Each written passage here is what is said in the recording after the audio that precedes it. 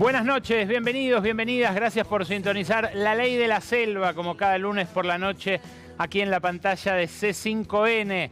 Semanas calientes, 13 días para las elecciones de medio término, que van a definir mucho más que la composición del Congreso en esta segunda mitad del mandato de Javier Milei. En instantes conversamos acá con José Mayans, el jefe de la bancada opositora, de la bancada peronista en el Senado, con quien vamos a hablar no solo de eso que viene después del 26, sino también todo lo que está pasando con Estados Unidos. De eso, de hecho, vamos a empezar a hablar de inmediato, porque francamente es mucho más que económico lo que está pasando, y hasta las 0:30 vas a tener mucha, muy jugosa y muy buena información sobre esto que se ha convertido en un verdadero abordaje. Sí, una anexión prácticamente, un resignar soberanía que parece poner en escena algo que no creíamos que fuera a pasar tan rápido. Donald Trump al frente directamente del gobierno argentino a través de, bueno, Scott Bessent, el secretario del Tesoro, a través de algunos financistas que trabajan cerca suyo y que trabajan codo a codo con el ministro de Economía argentino, Luis Caputo, al parecer en la preparación de una especie de autopista de salida de la Argentina en estos días frenéticos que nos esperan hasta esa elección. Sí, es un poco el fresco de la actualidad, una pinturita de un Milei convertido ya definitivamente en el perrito faldero del presidente de los Estados Unidos, asistido el presidente de los Estados Unidos por quienes ahora le quieren prestar gobernabilidad a Milei, habiendo tolerado una y mil humillaciones, como lo hizo Mauricio Macri en estos 2 años de gestión de la ultraderecha,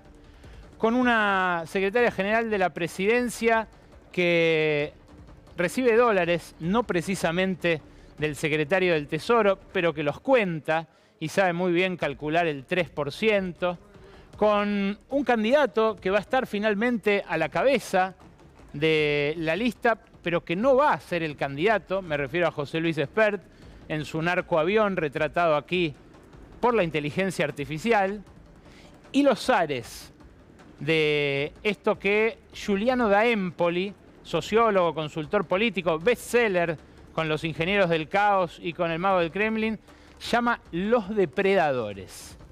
Este libro, que acaba de editar Planeta, es un libro indispensable para entender este momento. La hora de los depredadores. El caos ya no es el arma de los insurgentes, es el sello del poder, dice da Empoli, en algo que francamente no podría retratar mejor el momento que atraviesa el planeta. Les voy a leer apenas 2 párrafos de lo que dice este hombre, ítalo-suizo, que, como les decía, fue bestseller a nivel mundial con sus ficciones. De hecho, algunos en el gobierno argentino se quieren disfrazar de ingenieros del caos o de magos del Kremlin, pero difícilmente querrán estar asociados a estos depredadores, porque dice da Empoli, hoy nuestras democracias parecen todavía sólidas, pero nadie duda de que lo más duro está por venir. El nuevo presidente estadounidense se ha puesto a la cabeza de un séquito variopinto de autócratas desacomplejados, de conquistadores de la tecnología, de reaccionarios y conspiradores impacientes por pelearse. Una era de violencia sin límites se abre frente a nosotros y los defensores de la libertad, los verdaderos defensores de la libertad, agregaría yo, parecen estar especialmente mal preparados para la tarea que les espera. En este mundo nuevo, los depredadores tienen una ventaja decisiva, dice da Empoli, porque están acostumbrados a moverse en un mundo sin limitaciones. No les basta con resistir a la adversidad. Sacan su fuerza de lo inesperado, lo inestable y lo agresivo. Todo lo que pasó en las últimas semanas en la Argentina es inesperado, es inestable y es agresivo. Y esto, que les da fuerza a los depredadores, es lo que deja estupefactos a sus rivales, dice Da Empoli, en un texto además delicioso, que se lee en 6-7 horas concienzudas y que, como les digo, deja mucho, mucho para analizar la realidad actual de la Argentina, de Estados Unidos y de todo el mundo. Claro, Milei va a estar en un par de horas ya en Washington, está llegando en este momento el presidente, y mañana va a reeditar esta escena, una escena que a él le insufla algo de poder, que lo rescata de la lona que estaba besando apenas el jueves pasado, cuando el Tesoro de los Estados Unidos directamente intervino en el mercado de cambios local. Claro, lo que hizo el Tesoro estadounidense nunca había pasado en la Argentina, había pasado en algunos otros países. En todos los casos, eso estuvo seguido de una devaluación de las monedas de esos países, vale recordar. Pero la verdad es que no le quedaba otra a Milei. Y lo que terminó pasando es que no solo terminó intervenida la economía, sino que terminó intervenida la campaña, lo vamos a ver ahora en este tramo final de 2 semanas, y la propia gestión política, incluso la construcción de lo que puede llegar a ser la coalición que rescate a Milei de un desastre electoral después del 26 de octubre. Trump y Scott Bessent, el secretario del Tesoro, están pensando en 2 velocidades. Una es el rescate financiero y este oxígeno vital para Milei en este tramo final de la campaña. Pero también piensa en un mediano y largo plazo, en un segundo momento, en las oportunidades estratégicas que le dan los recursos de la Argentina. Los recursos son energéticos y mineros especialmente, y tiene que ver con el uranio, con el litio, con los minerales raros, también con vaca muerta, también con la tecnología asociada a lo nuclear. Y en esta foto, de la que en un ratito nos va a hablar Emi Garzón, especialista en ciberseguridad, en tecnopolítica, esta foto es la foto que sacó el viernes para poner en escena un anuncio de inversiones electoral, un anuncio que no se cree ni siquiera ChatGPT, porque si uno le pregunta a ChatGPT si es posta el anuncio de que van a invertir 25.000 millones de dólares en los próximos 10 años, dice que está completamente fuera de escala para un centro de datos, que de ninguna manera hay carne todavía en esa mísera carta de intención que se firmó como inicio, a pesar de las sonrisas, de la foto con la motosierra. Pero la condición de mediano plazo es clarísima por parte de Washington. En cuestiones estratégicas, o sea, en energía, en minería, en infraestructura, en tecnología, en ciencia, Trump pide que Argentina tome distancia de China definitivamente. Trump exige, en esta Guerra Fría del siglo XXI que está reeditando a su manera, que Argentina sea completamente unipolar. Algo que a Milei le viene cuajando desde el principio, pero que, bueno, tiene bastante de entrega de soberanía en su concreción, si llega a avanzar con, por ejemplo, un buen resultado electoral para la ultraderecha. Esta foto es del comandante Alvin Hoxley, el nuevo jefe del Comando Sur estadounidense, que estuvo con la encargada de negocios de Estados Unidos en Ushuaia.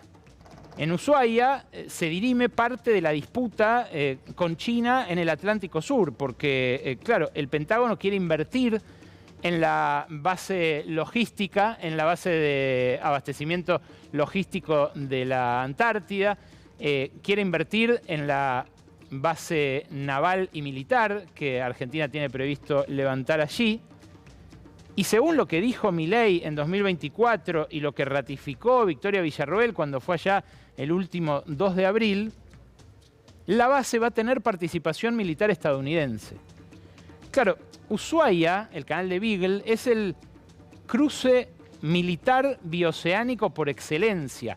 Son dos los cruces. Uno es el Canal de Panamá, otro es el Canal de Beagle. El Canal de Panamá se usa a full para la circulación de mercancías y sustancias y acaba de ser copado por Trump, que desalojó a China. Había un consorcio de Hong Kong allí que compró BlackRock, y esa compra hostil por parte del fondo de Larry Fink fue una condición que le puso Trump a Panamá, que tiene poco para oponérsele al presidente de los Estados Unidos. Claro, Panamá, entre otras cosas, usa el dólar como moneda. Tiene ya cedida parte de su soberanía a la potencia que construyó el canal y que lo administró durante muchísimos años, hasta que se lo devolvió al gobierno panameño, más o menos, ¿no? en esta especie de cogestión. Ahora, Scott Bessent, el secretario del Tesoro, lo dijo muy clarito. Escuchalo de su propia boca. Also a great ally for the U.S. He'll be coming to the Oval Office next Tuesday, and he is committed to getting China out of Argentina. This is key for us. China is all over Central America, Latin America, Mexico, South America. It's critical that we maintain really good relations and that these are strong economic capitalist systems, is it not? It is, and we also saw China put on more rare earth export controls last night, and Argentina is rich in rare earths and rich in uranium, and I think they are committed to U.S. private companies coming in and being good partners with them. So China's trying to put more export. Claro, la respuesta de China no tardó en llegar. Apenas se escuchó esto del propio secretario del Tesoro el sábado por la mañana, después de consultas que me consta hubo entre la embajada china y Beijing durante todo el viernes feriado, sacó un comunicado muy enérgico, muy duro, en donde dice cosas como esta. Bessent parece ignorar que China viene impulsando valiosas acciones de cooperación con los países de la región en las más diversas áreas, siempre sobre la base del respeto, la igualdad, la colaboración y el beneficio mutuo. En contraposición, Estados Unidos se dedicó durante años a intentar imponer su hegemonía, interfiriendo en los intereses de los pueblos y controlar a los países de la región, siendo evidentes sus actos de hegemonía y bullying. Obviamente, en esta guerra no hay buenos, hay intereses.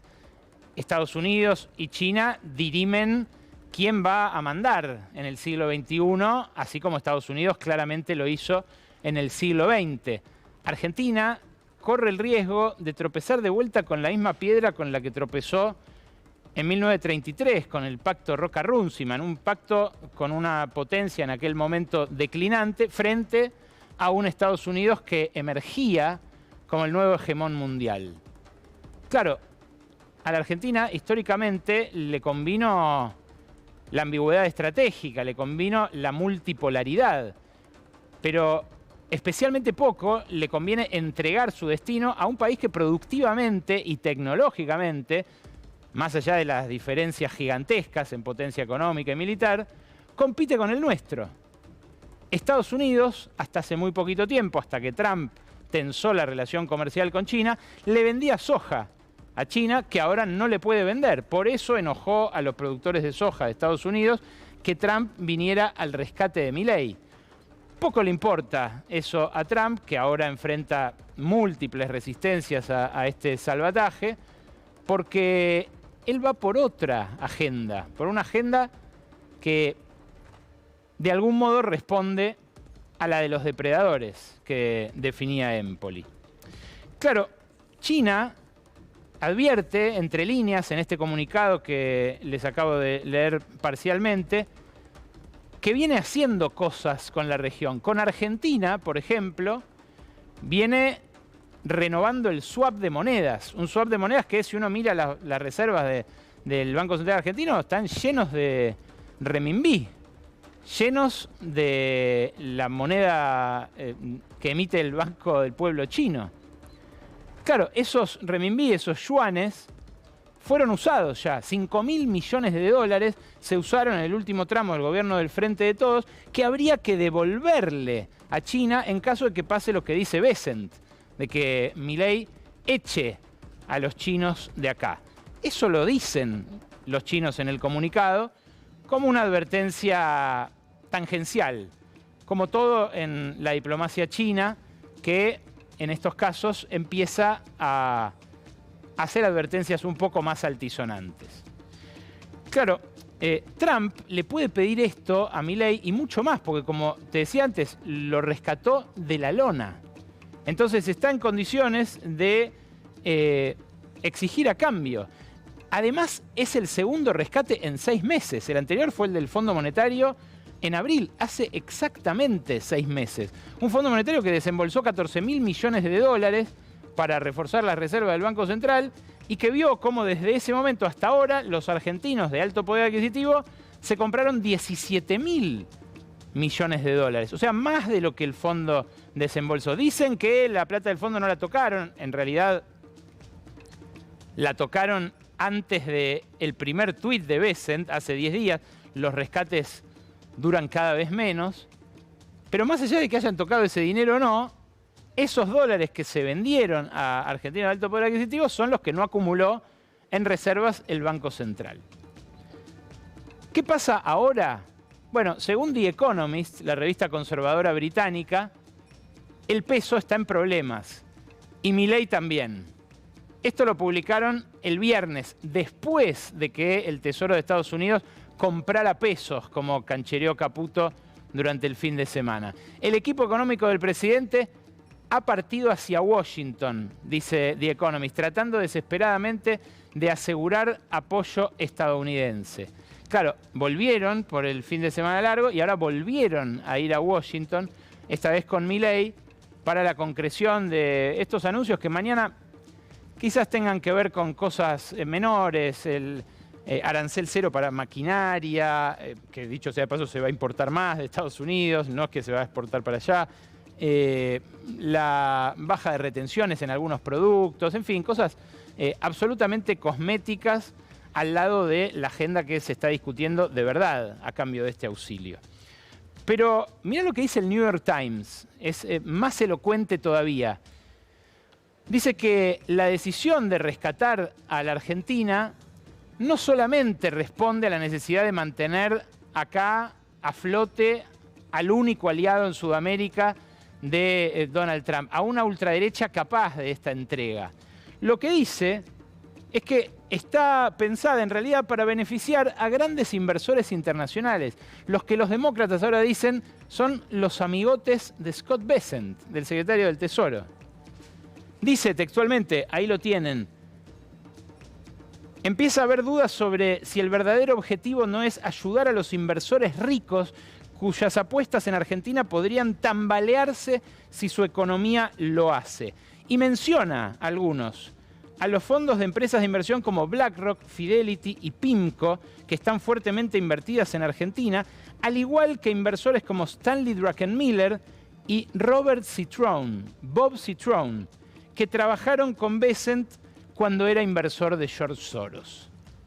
Claro, el vamos a hacer lo que haga falta, el wherever it takes de Scott Bessent, puede ser pensado no como lo que haga falta para ayudar a Milei a que gane las elecciones, que un poco de eso es, sino también como lo que haga falta para que los muchachos de Wall Street se puedan llevar sus dólares baratos antes de la devaluación.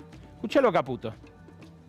Todas las herramientas están arriba de la mesa. Todas. O sea, ellos están dispuestos a seguir, por supuesto, a seguir comprando pesos en el mercado libre de cambios, también en el dólar financiero, también en el dólar futuro, también bonos. O sea, están dispuestos a hacer. O sea, tenemos lo al que Tesoro de los Estados Unidos interviniendo en el mercado. Por eso te dije antes, lo importante es un whatever it takes para Argentina. ¿Cómo eso va a perjudicar al país? De ninguna manera. Todo eso es a favor de los argentinos.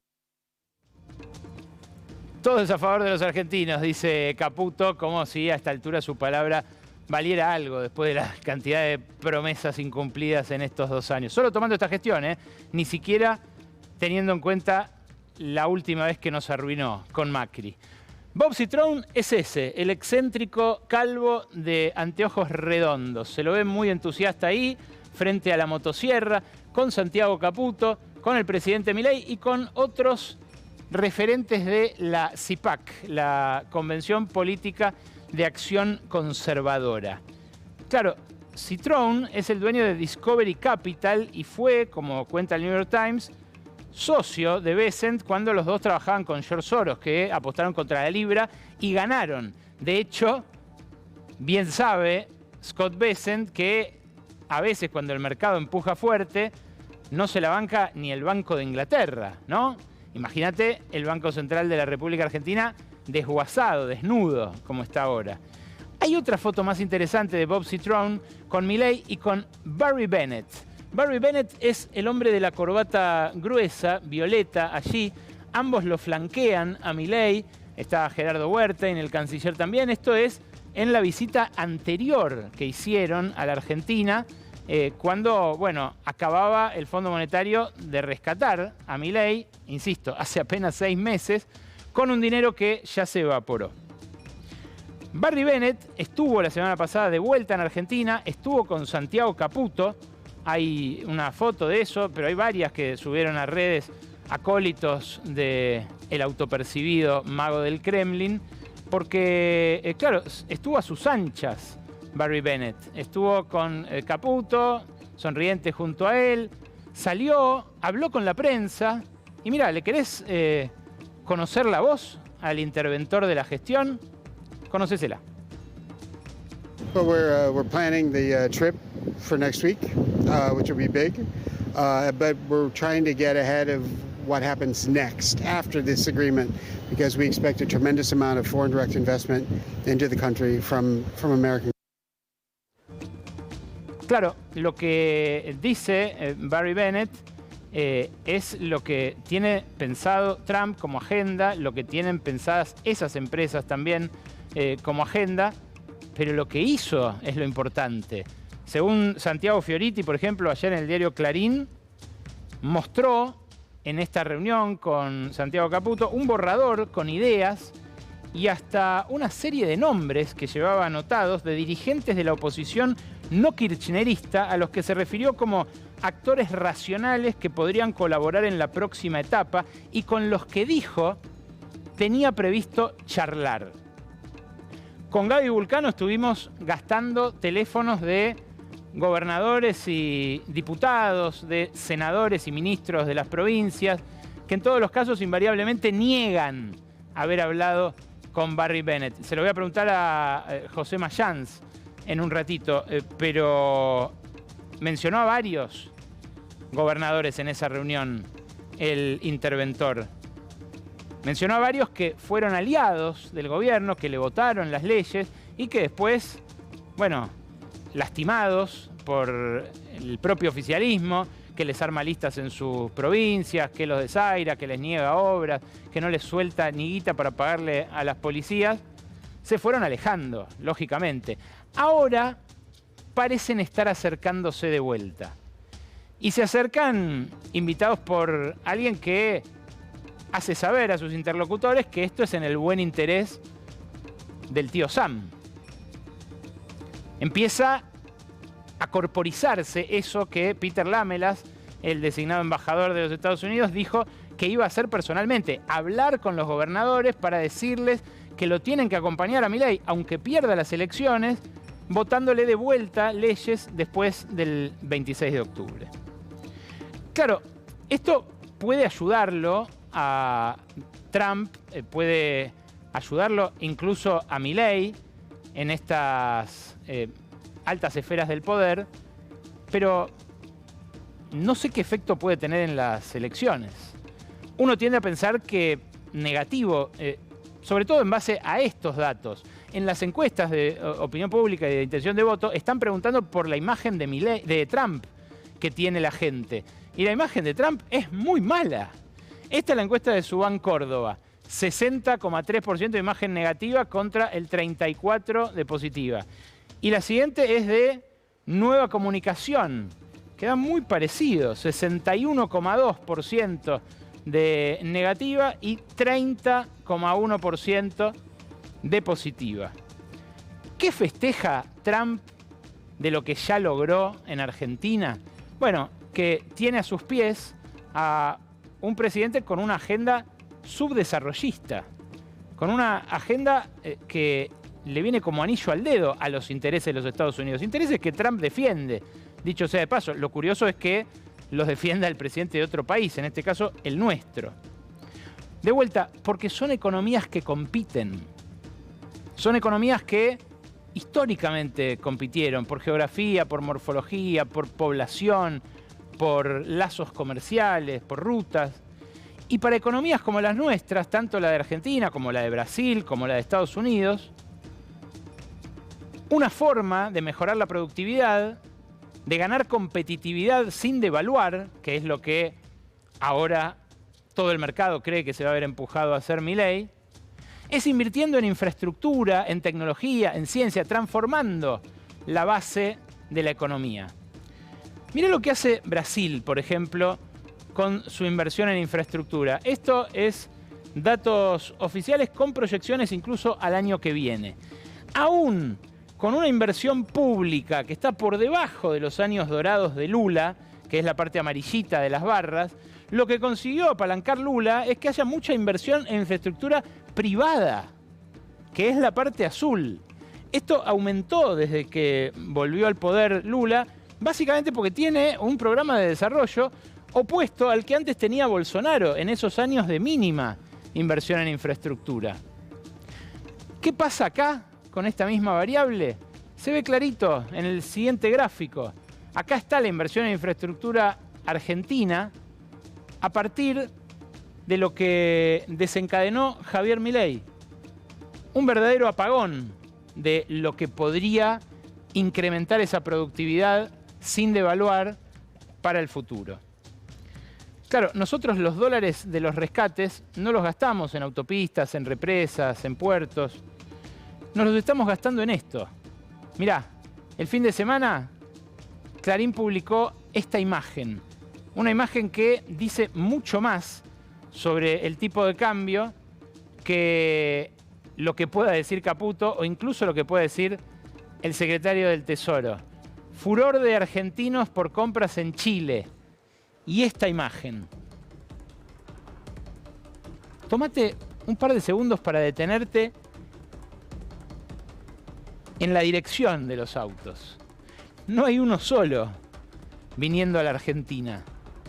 Hay una fila interminable de mendocinos, sobre todo, que cruzan a comprar a Chile, pero de gente de todo el país, que se da cuenta de que hoy el dólar está barato y no caro, como dicen Bessent y Caputo. De que tiene todo para subir, porque las cosas están mucho más baratas allá. Por la misma razón por la que nadie entra a un comercio en la calle Florida, porque no hay turistas que vengan, por ejemplo, en este momento. Ahora, este tipo de cambio sobrevaluado, este ajuste en lo que podría aumentar la productividad a futuro, es algo que los dueños saludan. Y esa es una pata poco explorada de lo que está pasando por estas semanas. Trump está intentando blindar el ajuste de Milei en unas elecciones en las que ya ve que no le va a ir muy bien. Mandó a su interventor para ayudarlo en la campaña, para ayudarlo en la construcción de una coalición postelectoral. Pero los dueños de la Argentina levantan la mano y dicen, ojo, acá estamos nosotros también. Uno de ellos, Marcelo Mindlin, dueño de Pampa, uno de los empresarios más importantes de la Argentina, acaba de anunciar que entra a Intercement, el grupo de control de Loma Negra, la tradicional cementera argentina que hace 25 años vendieron sus dueños, los herederos de Amalia Lacroze de Fortabat, a los brasileños. Claro, Mindlin, después de conocida esta noticia, habló por radio. Pasó, insisto, bastante bajo el radar. Pero mira lo que le dijo a Eduardo Feynman. Me gustaría que sean no solamente los empresarios argentinos, sino los empresarios extranjeros los que inviertan, porque el país necesita muchas inversiones para generar mucho trabajo y que la gente esté mejor. Totalmente. Así que lamentablemente no están viniendo los extranjeros, pero por otro lado es bueno que los empresarios argentinos estén comprando tantas empresas, porque significa que es un voto de confianza al país y al plan económico. Lo dice clarito, esto es un voto de confianza al país y al plan económico. Un plan económico que le está haciendo daño a los balances de muchas de las grandes empresas de la Argentina, pero que sin embargo sigue siendo apoyado por el Círculo Rojo, por la parte más exclusiva del Círculo Rojo, que se abroquela en torno a Milei a medida que se da cuenta que puede llegar a salvarlo esta intervención extranjera.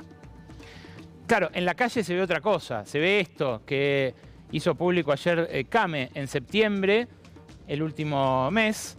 El consumo minorista cayó 4,2% interanual, contra un año que ya había sido catastrófico, un año 2024 que recién al final empezó a levantar. La comparación septiembre-septiembre es 4,2 de caída frente a un septiembre del 24 que había marcado un 5,2 de caída frente a septiembre del 23. De vuelta, nadie vende nada.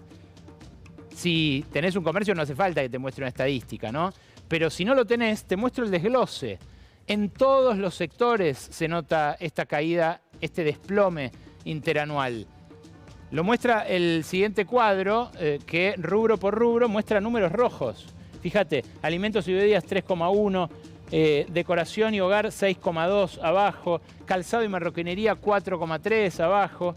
Claro, la acumulada todavía da positiva, da verde, porque los primeros meses de este año fueron buenos, pero a partir de ese marzo fatídico, a partir del rescate de abril, todo se tiñó de rojo y también lo hacen las mediciones contra agosto de algunos de los rubros más importantes.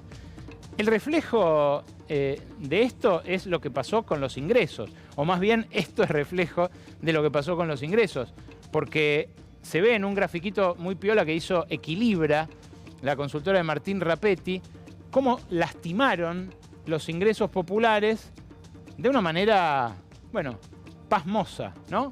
Acá tenés los que perdieron, empezamos por abajo, esto es tomando como base 100 el momento en el que asume Milei. Entre los que perdieron tenemos a los estatales, que están un 34% abajo. Tenemos a los docentes universitarios, que están un 31% abajo. Si era 100 en 2023, ahora es 69. Tenemos a los trabajadores de la construcción, que están un 17% abajo.